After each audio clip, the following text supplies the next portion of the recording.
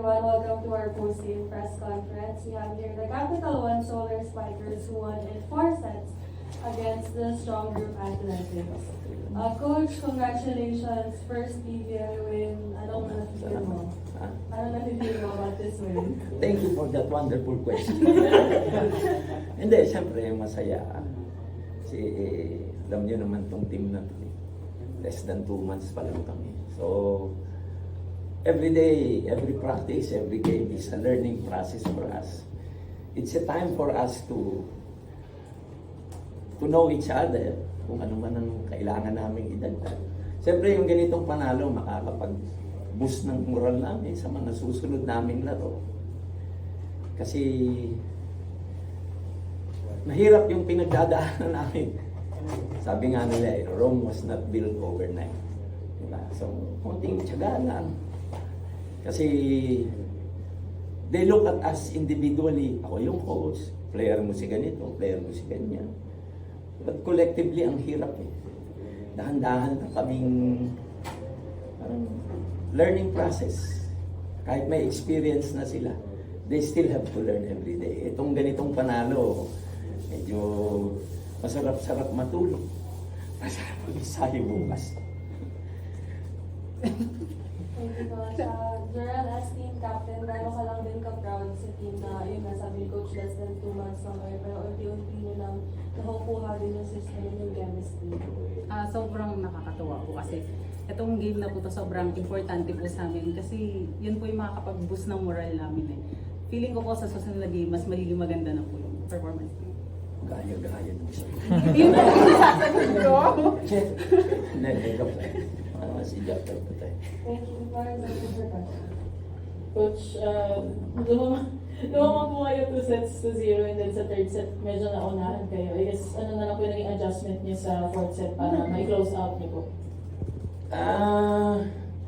Kasi ako nga sa coach, pinag-aaralan ko yung laro nila talaga. Kasi iba dyan, di ko kilala eh. Ngayon ko lang nakitang naglaro. So tinitingnan ko yung strengths and weaknesses nila.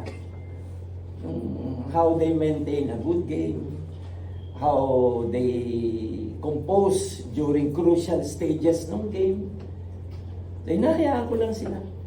Pagdating naman ng fourth set, balik na uli yung sa tingin ko yung medyo more aggressive na player. Ano? Kasi medyo marami kaming error dun sa second set. Sa third set, basta, a win is a win. Mamaya na lang ako ano sa kanila, magsasabi. Hello Coach. Hello dito. Kamusta lang po yung chemistry ng team? Bilang lang po na less than 2 months. Yung ano? Chemistry po. Chemistry, mata kasi ako eh. Geometry yung paborito. Hindi, kasi kung makikita mo naman, hirap na hirap pa rin kami. Pagmula sa setter hanggang sa libero. Kasi, yung iba kasi, bago yung sistema ko kasi bago sa paningin nila eh. Bago sa pakiramdam nila. Na hirap pa silang mag-adjust. Eh, siyempre, yung sistema na pinagagawa ko, parang alienated sila. Hindi naman ganito yung ginagawa nila dati. So, sana huwag naman abutin ng 1 taon bago namin makilala ang isa't isa. Sabi ko nga, every day is a learning process for us. Every day, kailangan matuto kami. I learn from them, they learn from me. Magsama-sama kasi ito new team, pero old players. Yun yung old players, yung aking major concern eh. So yung movement nila dapat sa loob. Yung maturity nila nandoon na. Kaya lang, mababait kasi yung mga bata eh. Nagpapakiramdaman din sila. Kasi sa sakay namin, nangyayari yung bola, bumabagsak hanggang kahapon, may tatakbo pero walang kukuha ng bola. Kanina, ilang bola yun, yung third set merong ganun eh. So nandoon pa rin yung chemistry, hindi pa rin ganun ka-perfect. Kailangan pa rin talaga namin mag-ensayo. Papasalamat na lang din ako kasi sabi ko nga sa kanila di bali nang mawala ang pasensya ko. Huwag lang yung pasensya nung may-ari. nung mga Romero, si Mandy at saka si Milka. Pag nawala yun, wala nang capital one.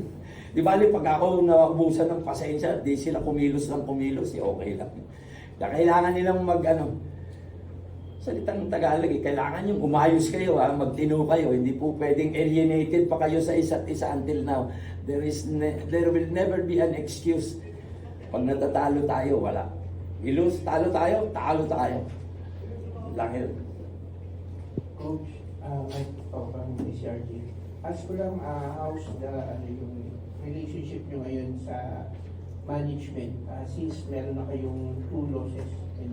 Ano naman, prior to everything, nag-meeting naman kami, sinabi naman nila sa akin, Coach, ano lang, titiis tayo ngayong first conference. Kasi nga, biglaan lang lahat eh. Ako naman, ang promise ko naman sa kanila, sir, hindi tayo magbo-bottom line. Which is, nanalo na kami, so hindi na kami magbo-bottom line. Yan lang naman, kasi hindi naman ako miracle worker eh. Alam naman natin skills yung kailangan ng mga player. Gustuin ko magmilagro. Parang too late the hero kasi 2 months pa lang. Less than 1 month, opening na. Kaya, mahaba naman yung pasensya na. Pero siyempre, yung pride ko, based on my experience, nakakahiya din naman yung natatalo kami. Kasi nga, sobrang suporta nila. Pagkain, yung mga gamit ng mga bata, yung pagrenta ng gym. Sobrang napakalaki ng suporta ng magkapatid na si Milka at sa Mandy sa amin. Sobra. Okay naman kasi player din naman sila, naramdaman nila.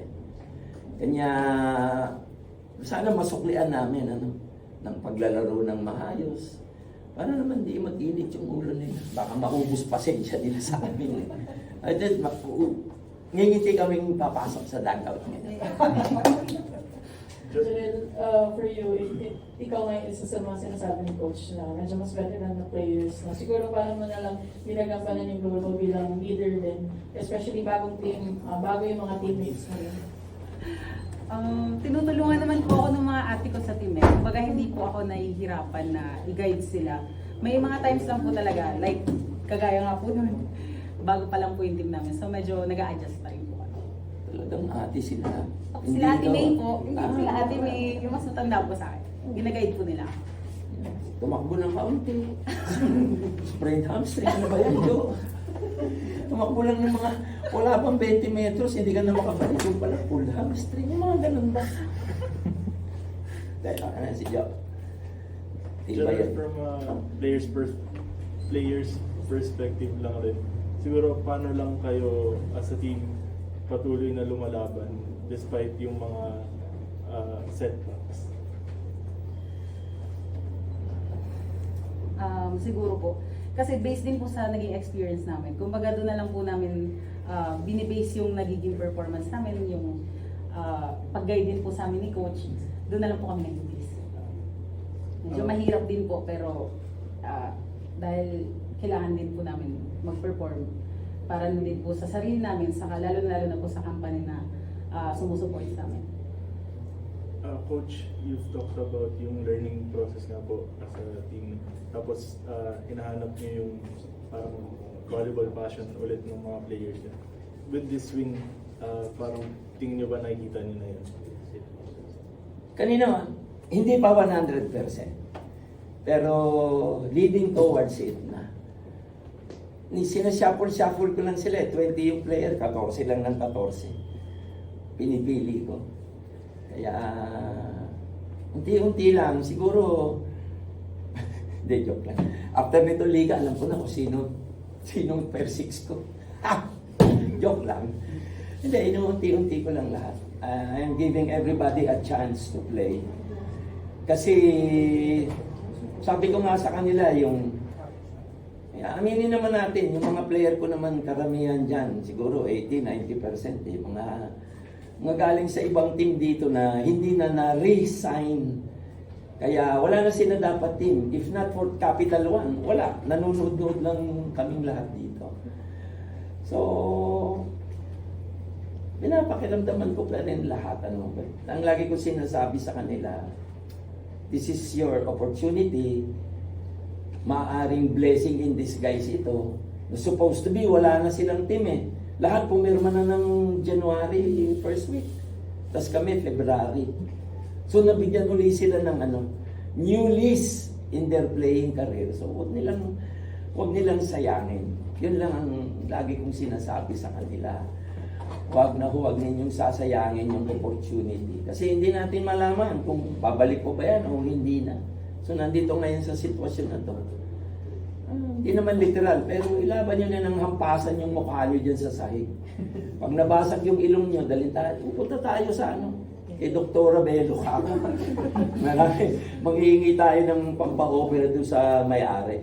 Bibigay naman yun. Pero kailangan talaga yung passion nila ulit to play. This is my last chance.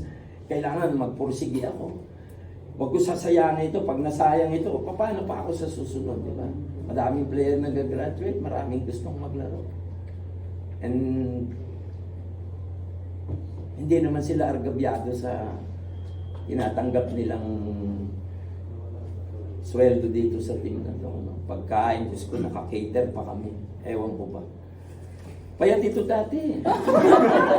Kakakain sa cater, 2, 3 ulam.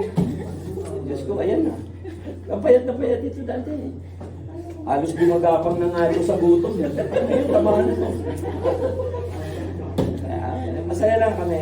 Kailangan lang masaya yung atmosphere namin lagi. Basta, sana mahaba ang pasensya ng lahat ng tao sa amin. Kahit huwag na nila kami pansinin. Kahit huwag na. Mas okay sa akin yun. Walang basel, walang pumupuli. Basta kami lang muna. Hanggang eventually, maiayos ko lahat ito. Coach, Last lang ha? Last na yan. Hindi ka na ako ulit. yung mga fans, nakita ko yung mga fans naman po talagang nag-cheer sa inyo. May mensahe po pa kayo sa kanila since na katulos in one week. Actually, hindi namin sila kilala. Baka mga empleyado ng Capital One. Siyempre, nagpapasalamat ako. Back in the days nung nasa Ateneo ako, sorry ang pinalibutan kami ng kalaban. Ang fans namin, yung magulang, kapatid, andito lang sa isang ganun. Doon kami nagsimula. Kaya na parang nag-rebound sa akin lahat. Ganito pa rin kami, may isa lang ganun. Siyempre sa ngayon, tsaga lang. Pero yung recollection ko, yung parang deja vu ito Yung fans namin nung araw, mga first year ko sa Ateneo, isang grupo lang na ganun. Nanay, tatay ng mga player, kapatid, yun lang, isang ganun na. Tapos napaligiran na kami ng kalaban. Pero nagpapasalamat ako, meron pala kaming ganun. Kasi hindi naman ito niyayaya yung mga magulang nila. Hindi ko alam bakit. Niyaya mo ba nanay mo? Kaya ako, masaya ako kahit papano nakakatuwa pa rin naman. Pero naman, salamat sa inyong lahat at huwag kayong magsawa. Very showbiz. Showbiz ang dating namin dito. Thank you sa tayo manalo Pero di ba ulit? Thank you sa inyo ha. Thank you.